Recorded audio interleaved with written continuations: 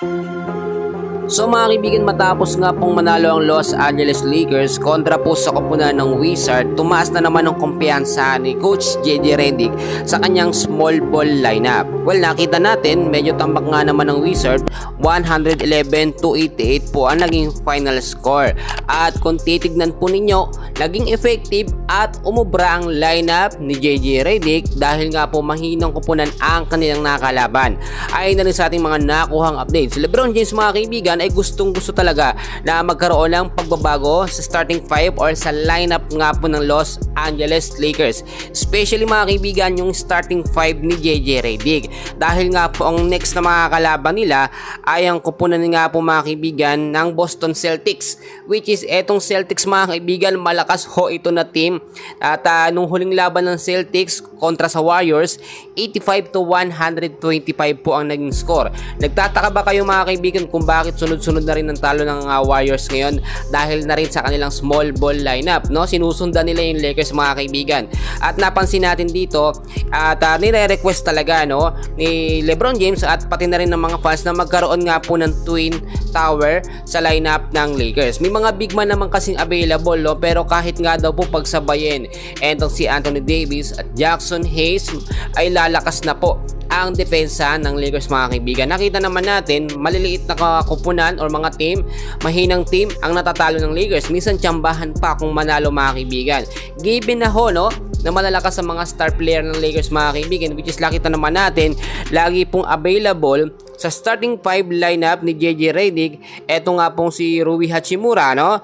Etong si Anthony Davis, LeBron James, etong si Max Christie at si Austin Reeves. Dati ho, nung lineup ni JJ Redick, nung nandyan pa si D'Angelo Russell, wala pa itong si Max Christie, nananalo pa ang Lakers, no? Meron silang consistent win na sunod-sunod kahit po malakas ang kanilang mga team na nakakalaban. Pero sa ngayon, mahinang team na lamang ang kanilang tinatalo. Ayon na rin po sa ating mga nakuhang update mga kaibigan, ay may mga warning na, no, dito kay JJ Redick sa kanyang sistema na ginagawa na paulit-ulit. Siyempre nakikita po yan ng management ng Lakers, at kapag ka nagkaroon pa ng sunod-sunod na talong Lakers, ay malaking chance ang mapalitan ng panibagong head coach. Eto nga pong si JJ Redick. Yung sistema ka po kasi ni JJ Redick mga kaibigan, parehas na parehas kay Darvin Ham, no? Same sila na small ball lineup. Nakakala mo hindi naglalaro, no, sa NBA. Yung sistema nila, hindi talaga pang professional coach yung datingan mga kaibigan. Which is kung galing kang coach, meron kang experimental na ginagawa, nagka-train ka ng iba't ibang mga setup, lineup na mag-fit mga kaibigan dito sa lineup ng Lakers, no? Sa mga player nila. Kahit sabihin natin malalakas o magagaling mga player ng Lakers, kung mahina naman dumiskarte at mag-rotate etong head coach, no, ay talagang sa kangkungan ng pupuntahan po ng Lakers mga kaibigan. Nakita rin natin yung factor na kung saan nga po napakahaba po ng playing time nitong starting 5 lineup ni JJ Redick, which is kung titignan nyo mga kaibigan, hindi po nabibigyan ng opportunity o pagkakataon nga po yung mga bench player ng Lakers na mabigyan man lang ng mahaba-habang playing time. Kahit nga po si Christian Coloco, napakabihirang gamitin mga kaibigan. Legit na sentro. Etong si Coloco mga kaibigan, marami na pong napatunayan. Kahit nga po si Jackson Hayes.